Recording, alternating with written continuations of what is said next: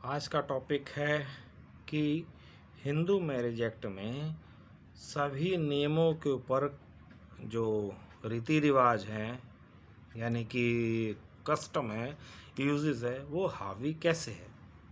सवाल आता है generally, clear proof of custom will override the law. Explain करें। ये प्रिंसिपल का मतलब ये है, इस सिद्धांत का अर्थ है, इस शब्द का अर्थ ये है कि यदि कोई वैलिड है और एस्टेब्लिश्ड कस्टम है और यूजेस हैं तो वो हिंदू लॉ के ऊपर उनकी प्रिविलेज होगी, उनका प्रेफरेंस होगा। अब वो स्थितियाँ क्या हैं वो देखते हैं। सबसे पहले देखते हैं कि कस्टम क्या है। और rule which has been continuously and uniformly observed for a long time has obtained a force of law among Hindus in any local area, tribe, community, group और family।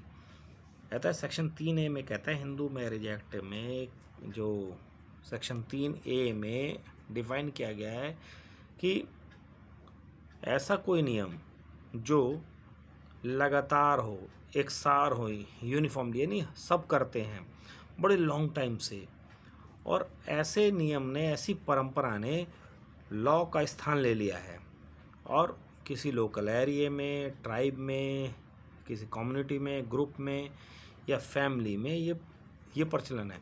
यानी जो भी कोई रीति रिवाज है या कोई कस्टम है, लोकल एरिया में भी हो सकता है, स्पेसिफिक ट्राइब में भी हो सकता है, किसी समुदाय में, ग्रुप में या फैमिली में भी हो सकता है। ये यानी देख लिए, कस्टम हर जगह है। तो आइए देखते हैं इसके बारे में कि एक सेक्शन 3 के तहत अगर जो क्या क्या एसेंशियल इंग्रेडिएंट है जो कि किसी परंपरा को या किसी कस्टम को होने के लिए चाहिए। पहला, एंशिएंट होना चाहिए। एंशिएंट यानी इमेमोरेबल टाइम्स से, पता ही नहीं कि किसी को यूज़ हो कब से रहा है। फोर फादर्स यूज़ कर रहे हैं, दादा परदादा, कम्युनिटी, ट्राइब्स, कोई भी यूज़ कर रहा, पता ही नहीं। सर्टेन होना चाहिए। सर्टेन यानी क्लियर एंड वेग ना हो, स्पष्ट हो पर वेग ना हो, यानी स्कैटर्ड ना हो, सबको मालूम है ऐसा होता है, ये निश्चित रूप से होता हो, और जो समुदाय के जो बड़े एल्डर्स हैं उनको मालूम हो, या किसी रिटर्न फॉर्म में हो, ये भी है।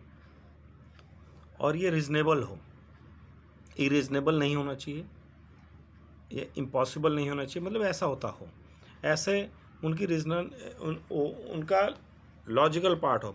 ऐसा ना हो कि कोई ऐसा कस्टम हो जो बिल्कुल ही हाईली इम्पॉसिबल टाइप का हो और लॉजिकल नहीं लगता हो। अगर जो कोई चीज़ लॉजिकल, अब मान लीजिए किसी को कहें कि शादी जब ही हो सकेगी जब कोई व्यक्ति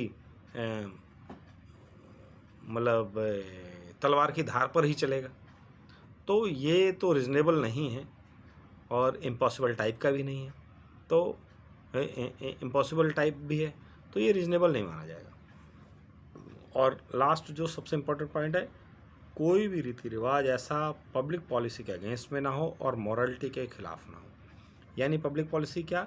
हेल्थ, लॉ, पीस, ऑर्डर्स, इन सब के अगेंस्ट में ना हो और मॉरलिटी के अगेंस्ट में ना हो। मॉरलिटी यानी अब कोई ये ना कहे कि फला व्यक्ति के थप्पड़ मार के आया जाए, या फला व्यक्ति को पानी में डुबोया जाए, या बच्चों को थप्पड़ मारा जाए, ये मॉरलिटी में गिनी जाती है।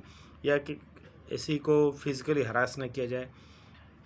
तो इस तरह अगर जो हरासमेंट है, ये सब चीज़ें मॉरलिटी के अगेंस्ट में है, तो ऐसा भी ना हो। तो ये एक परंपरा होने के लिए या कस्टम होने के लिए सारी इम्पोर्टेंट हैं सारी बातें। क्या क्या इम्पोर्टेंट है? एंशिएंट हो, सर्टेन हो, रिजनेबल हो, पब्लिक पॉलिसी और मॉरलिटी के अगेंस्ट ना हो। अच्छा, हिंदू लॉ में यानी हिंदू मैरिज एक्ट भी इन्हीं परंपराओं से, ये इन्हीं रूढ़ियों से जुड़ा हुआ है। इसलिए इस मैरिज एक्ट में सपिंडा और बहुत ज़्यादा जो क्लोजली ब्लड रिलेटेड है, इस सब में शादी मना है। और अगर जो है शादी होती भी है तो वहाँ ये दिखाना पड़ेगा कि ऐसा कस्टम है ऐसे समुदाय में, ऐसी बिरादरी में।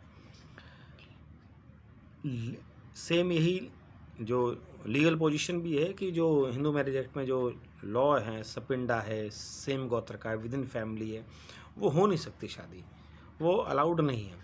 लेकिन यदि कोई सेक्शन 29 भी है शायद, और भी हैं कई, उनके तहत ये कोई दिखा देता है कि नहीं, इनके ग्रुप में, इतने भी इनकी बिरादरी में, इनके समुदाय में, इनकी फैमिली में ऐसा होता है, तो माना जाएगा कि ये शादियाँ वैलिड हैं।